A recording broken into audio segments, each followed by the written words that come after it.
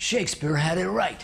All the world is a stage, and we the people strut and fret our designated hour upon it, then adios. And like all those who've come and gone before us, we seem to have arrived in the middle of the plot. Not much time to figure out what the hell's going on here and what our role is in all of it.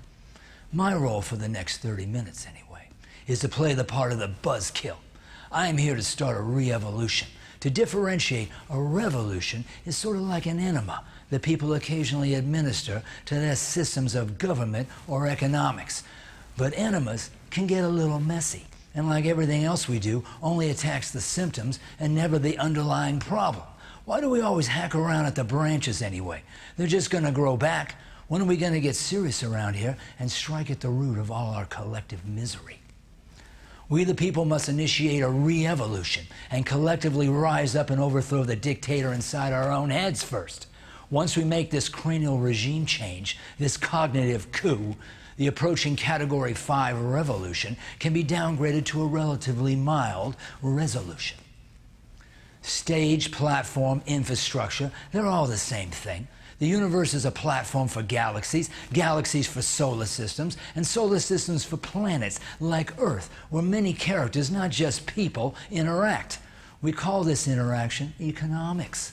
People did not create platforms or economics. We have, as usual, discovered something that was already there, captured the basic gist of it, then turned it into a tool we could utilize to our advantage. It is, you know, what we do. Act 1, Earth. Present day, we the people. It ain't the worst of times, but it ain't the best of times either. Images like these occasionally move us emotionally, but never enough to do anything about it physically. Instead, we lump it all together under the emotionless heading of negative externalities, which basically means shit happens. The dictionary describes it as an indirect cost suffered by an overlooked third party as a consequence of an economic transaction. So apparently we the people are third priority around here, no shit. And the Earth, as usual, is even further down the list than us.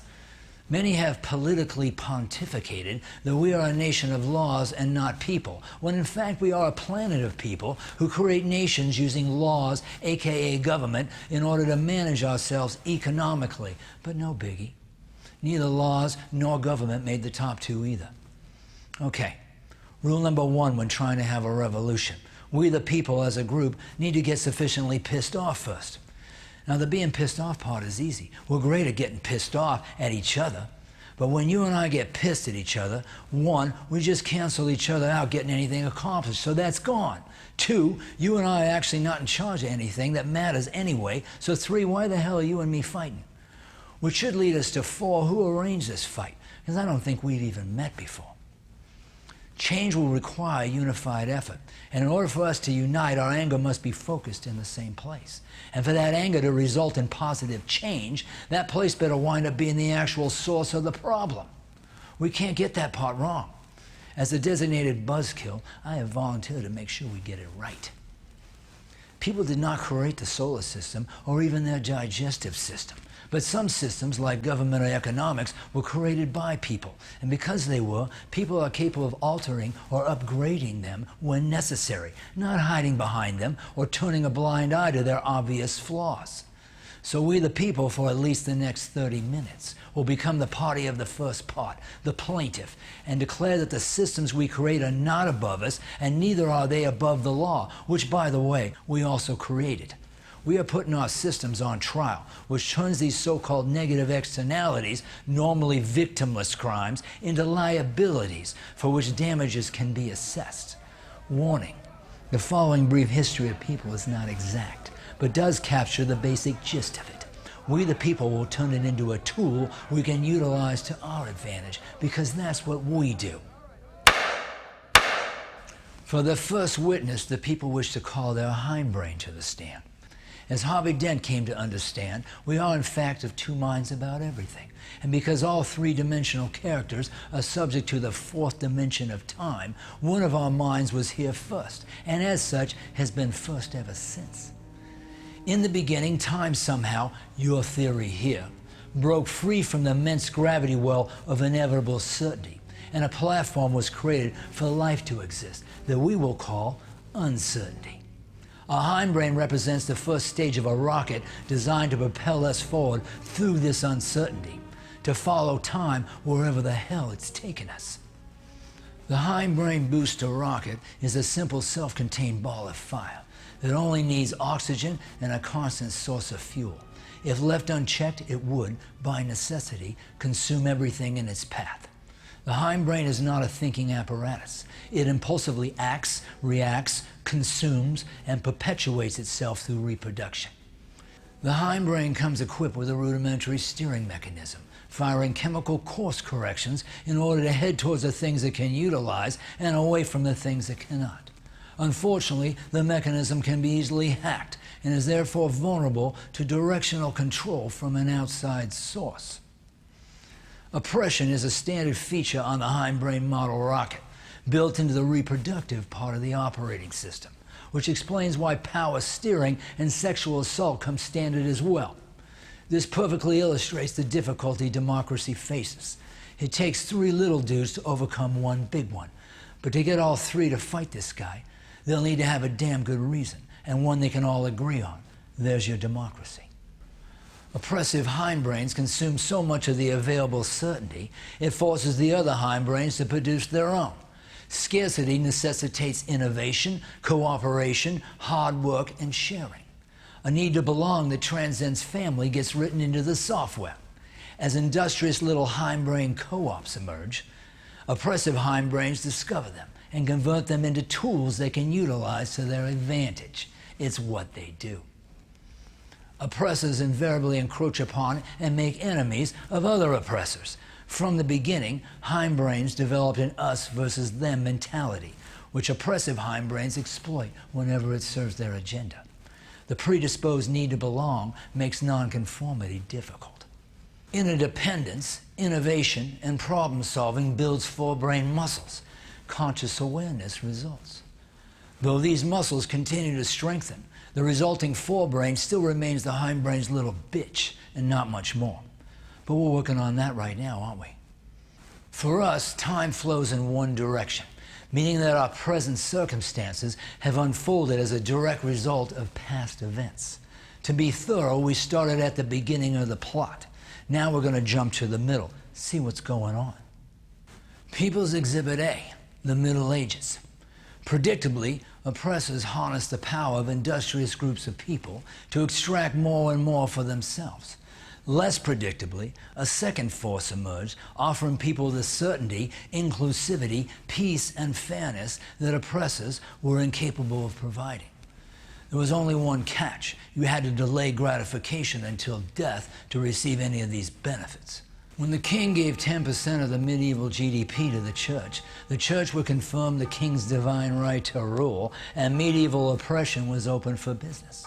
We, the people, paid taxes and labor to both the church and the nobles, meanwhile providing all the goods and services for both. We also fought in the armies of both church and state, remember the Crusades. And since no one had yet claimed all people to be created equal, the average peasant lifespan was 35 years. Conscription, rent, landlords, debt, taxes, the formula for modern oppression was all there by this time period, with 2 factions now capable of instituting law and at the same time living outside of it. To summarize, a binary system of oppression formed, where certainty was extracted, leaving a vacuum of uncertainty that needed to be filled. For a time, we the people accepted the narrative that certainty could only be attained after this life. Slowly, however, people started wanting more certainty in this lifetime. People's Exhibit B, early America. Oppression sailed the ocean blue, banking would replace the church in the hindbrain batting order, and we, the emerging private sector, aka the Founding Fathers, bravely asserted that everyone like them were all created equal. They wrote up a mission statement, formed a union, and drew up a collective bargaining agreement establishing the future corporation known as the United States of America. The hindbrain cleared out natives and drove back Mexicans. It stole Africans and brought feudalism in through the back door to peddle the emerging addictions of tobacco and sugar. This finally led to a tussle between the forebrain and the hindbrain, but only proved that you cannot kill hindbrain oppression by using hindbrain tactics. A 4-year dose of Civil War left behind a much harder to kill resistant strain of racism that still infects us today. We the people did have one ally among the Founding Fathers, immigrant abolitionist soldier and first Secretary of the Treasury, Alexander Hamilton, who believed the people should have more control of their money and established the first bank of the United States, a national public bank. Not coincidentally, he was shot and killed by the man who founded large private banking, Aaron Burr. The National Public Bank died along with Hamilton, and you know where J.P. Morgan Chase and Company ended up. Once oppressors forged God's name on the currency, the private bank became the new church, and ones, fives, tens, and 20s became the church's new denominations. Two things we the people did manage to secure was our name on the deed of trust between the borrower and the lender, and because we were declared equal partners, at least on paper. It allowed us this new platform, government, to petition and redress grievances, aka negative externalities, that were always present but previously never acknowledged. Translation: if we the people had a problem, we now had the inalienable right to pay for it ourselves. To summarize, the binary system of oppression remained, though 2 attempts were made to subdue it. The bank, once introduced, got quickly annexed, and the people's government, designed to be separate but equal, wound up being neither. In the end, both of the forebrain's new toys got taken away. For their next witness, the people wish to call the private sector economy to the stand. In order to run the modern version of oppression, everything on the planet must be commodified, including us. We the people still produce all the goods and services, but the new twist is that we must then buy all of it back as well, for a price higher than the amount we got paid to produce it. This maximizes profits, which is the oppressor's new more. Consumerism, aka American freedom, is the peasant version of more. The freedom to consume more and more, which is, coincidentally, the hindbrain's wet dream. The dual action of working more in order to consume more fires the pistons that propels this profit-making engine forward. When debt inevitably results, private banks simply create more money and rent it out to us, so we can give it all back plus interest. We are then rewarded with a high credit score because personal debt is a marker of success in this system. It means all the money is being utilized and the maximum more is being attained. Unfortunately, no matter how high the tide of economic growth rises, we the people's boat never will, because it constantly leaks in 3 places. Profit goes out the top, interest from debt goes out the bottom, and through government taxation, we are forced to pay the private sector's liability insurance, their sunk costs, their embezzlement and misappropriation of funds, their extortion and money laundering, their gross negligence, incompetence, and fraud. To summarize, the private sector is a direct descendant of the binary system of oppression. Profit is only the latest version of the age-old tactic of oppressors riding our reliable coattails. And this new enticement to climb up some illusory ladder of success on the backs of each other does not lessen or disperse the overall effect of oppression. It simply divides us further and suppresses our natural sense of cooperation until it serves oppressors most in times of war or politics through patriotism, nationalism, populism, etc. People's Exhibit C: How Big Government Gets Big. So-called free public education costs we the people over $700 billion a year, while offering no guarantee of actual employment, let alone a living wage. If you want a guaranteed living wage in the private sector, you will need to pay for it up front. Investment in a high-end private education, sold separately, will steer you clear of the blue-collar neighborhood and give you the gate code to a walled-off white-collar world. Bottom line, our educational system is the starting line in a race towards class division, and we the people not only allow this fixed race to run, we willingly cover the cost for all the ripple effects that emanate from it. Meanwhile, if you are old, sick, or have special needs, the private sector has lots of great shit to sell you. They're just not going to employ you. Lucky for you, they will accept government financing on your behalf. To summarize, We the people pay the government $3.5 trillion a year for the above services. Then after we pay another $140 billion for 2 million government employees, the government turns around and outsources most of these services to the private sector anyway, who can't help but charge us 4 times more than it would cost if we the people managed it ourselves. It's, what they do. Bottom line, it's clear we are going to be stuck with the bill on all this no matter what, which begs the question, shouldn't we at least try to do it as inexpensively as possible? To which I am forced to reiterate that we the people only exist to further other people's ambitions, and until we are ready to stand up for ourselves, we will continue to be exploited in every possible manner. Luckily for hindbrainers, maximizing profits is not that complicated. There are only so many ways to do it, and none of them are good for people. Number 1, sell more, which raises debt. Make products addictive to do that, and it will also raise health costs. Number 2, simply charge more per item, which results in poverty, as wages always lag behind inflation. Number 3, make products cheaper, aka cut corners, like when Henry Ford chose gas-powered engines over electric ones, or when we choose oil energy, plastic containers, or fast food over more expensive options. Now we have waste, pollution, climate change, and the complete extermination of other life. Shit happens. What are you going to do? Number 4, hire cheaper labor or employ less workers, which of course raises unemployment. Number 5, subsidize anything that people would consider an essential need. I already mentioned education and healthcare, but those are just 2 examples.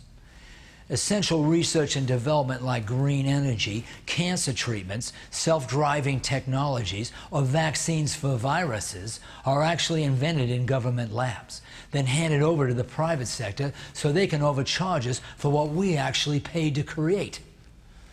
Beef costs over $40 more a pound in government taxes than the $5 we pay at the store. Infrastructure like roads and bridges, airports, and energy transmission lines are crucial to private sector industries, yet somehow all these sunk costs fall to us. The private sector definition of sustainability is whatever helps sustain the private sector. And one of their favorite sustainable strategies is to break shit, then charge our government to clean it up. Like when they contribute to poor health outcomes with cars, guns, pollution, addictive products, etc., knowing government is obligated to step in and patch us back up again. Or when they start conflicts around the globe and stick us with the bill.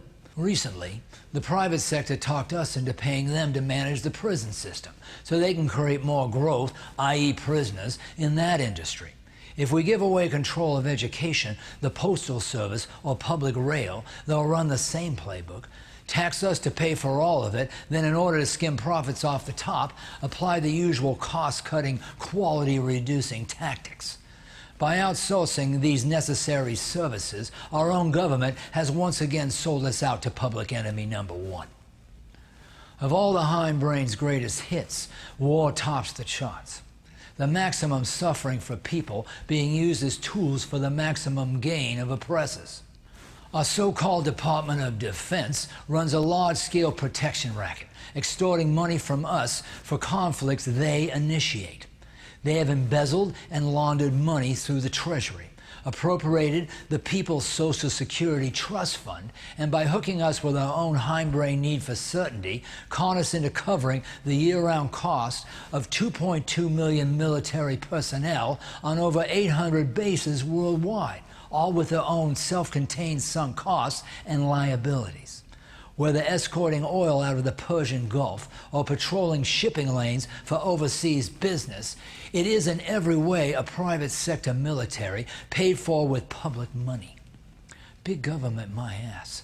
The private system is so needy it would starve to death without the government constantly breastfeeding it, cleaning up after it, bailing it out, slipping it some cash, even loaning it our credit card knowing it's never going to pay any of it back. To summarize, We, the people, are in a codependent relationship with our hindbrain, and unfortunately, independence is not really a thing. Launch yourself into space if you wish to be independent of the rest of us. Otherwise, it is time to accept that interdependence is our best and only choice, to tie our fates together in some way that locks oppression out of the loop. Hindbrain pretzel logic dictates that if you take what you want and I take what I want, then somehow fairness will result. You go that way and I'll go this way, and somehow we'll meet in the middle. You tell your lie and I'll tell my lie. That's how we'll get to the truth. This is because the hindbrain was never designed to lead us toward anything, only to get us the hell out of where we were. It is the first stage of a two-stage rocket. It's time to stop firing blindly. Let our forebrain assume mission control. It is the only part of our skull that can reason, have empathy, seek morality, think ahead, or see the bigger picture. Forebrain logic dictates that the best way to find something is to actually head toward it. Let it ignite the next stage of human development and get us out of this low orbit we're in, because it's starting to decay. Act 3. All right, my forebrain's telling me that first we got to plug all 3 leaks in this lifeboat. It's also telling me that we got to start demanding a healthier kind of more for both people and the planet. The trouble always starts when we seek the more from outside ourselves. That is the root of oppression, and disturbingly, we decided to build an entire economy around it. Step 1, consult our original mission statement, the one the founders wrote but did not follow. Turns out we the people are the government, so let's actually take ownership of it this time. It also turns out that we the people already own ourselves, so let's stop being disposable assets and start being actual stakeholders in this business arrangement, i.e., let's finally get us some of that rent money. Lastly, it turns out that our fiat money is only worth something because the government says it is. And since the government is we the people, how about we finally get control of our own money too? Alexander Hamilton's original national bank is the turnkey solution to all our problems. It's already Supreme Court certified and just a thing for laying and collecting taxes and doing all the things necessary and proper to ensure domestic tranquility, promote the general welfare, secure our inalienable right to life, etc. With all leaks plugged, our economics could potentially begin to emulate the sustainable closed-loop economics of our planet. The government, whose previous job was to reactively cover the ass of the private sector, would now be in charge of proactively managing the people's basic needs, a feat that would require local branches to be built within each community. Then, utilizing our new national bank, we the people could invest in completely reimagined universal health care and education, regenerative and vertical farming, green energy and transportation grids, communication and water sewer grids, and affordable housing. All the essential infrastructural platforms necessary and proper for securing our inalienable right to life. Each year, we collect $2 trillion from a new and smaller 10% across-the-board federal income tax. Each citizen would be allotted a $6,000 share of that, which our bank would loan out to build these clean infrastructure platforms equally in every community. This would create local jobs in order to build, maintain, and provide these platforms, which in turn would generate another $2 trillion in taxes to fund the following year's bank loans. When each of us pays our electric bills, communication bills, health care premiums, rent, etc., it would directly pay off these bank loans at 4% interest. This accumulating interest will become our new retirement dividends, which is a more sustainable version of Social Security, and better protected too. No more hindbrainers borrowing it to fund wars or who knows what, and leaving us with an IOU we have to pay back twice. Once we're finished with these first projects, we could begin filtering home mortgages, student debt, credit card debt, and the big one, our national debt, through this bank as well. We turn all our debt into credit and then into profit, of which we would all get an equal share when retirement rolls around. Done this way, it would be much cheaper to provide our basic needs. With a 30-hour work week at $15 an hour, we the people could pay for everything and still have a third of our salary left over each month to give to the private sector however we see fit. Housing, for example, would only cost $1 per square foot to build. It would rent for $1.20 per square foot to cover insurance, maintenance costs, and a proposed land value tax of 8 cents per square foot to fund the cost of our military. A little extra on the water bill would pay for the now much cheaper federal government. There would be new excise taxes imposed on anything that directly raises health care costs, from alcohol and tobacco and pollution to cars and guns and food additives. That way everyone could retain their freedom of choice without the rest of us getting stuck with the bill for those choices. We'd maintain a smaller payroll tax until the new retirement dividends are fully established. This money would also cover current welfare costs until new health, housing, food, education, and other services are in place, at which point the old welfare system could be completely phased out. Healthcare needs to be rebuilt from the ground up in every community. We pay our rockstar healthcare workers top dollar and still do it all for 1/4 the current cost. Using our new communication grid, patients would get an online system and providers would get to share best practices with each other in real time. Maximizing quality while minimizing costs would lead us toward proactive and preventive medical strategies, which places extra emphasis on mental health beginning at birth. This is one of the many places where health and education would intersect. To grow sustainable people, education needs to be there when kids take root. First grade would now begin at age 7, and by the time high school finished, everyone would possess a 2-year associate degree that could be extended to a 4-year degree or beyond if desired. Adults would also be able to take advantage of this opportunity. We'd add an extra teacher in every classroom who'd actually be a counselor doubling as a teacher, schooling us in the universal hindbrain language of emotion, which is of course how hindbrains communicated prior to spoken language. From emotional awareness to empathy training to applied emotional mathematics, kids will be asked to solve many issues, none more important than the violence equation, which is really simple addition and subtraction. This would finally lead us toward a proactive version of justice. To summarize, the new formula going forward would be healthcare combined with apprenticeships in basic needs production. We'd build combination hospital schools on the border in place of immigration detention centers. We'd build them in place of our prisons and in place of our foreign embassies, in order to help everyone learn the latest technologies, apply them to all their basic needs, and begin experiencing the forebrain version of freedom. Think about what we've peddled to the world these past 75 years. Weren't we supposed to be the best and the brightest? Maybe that was somebody else. Either way, it's time to export a new brand, which only means instead of what we've been doing, we're just going to do the opposite. Okay.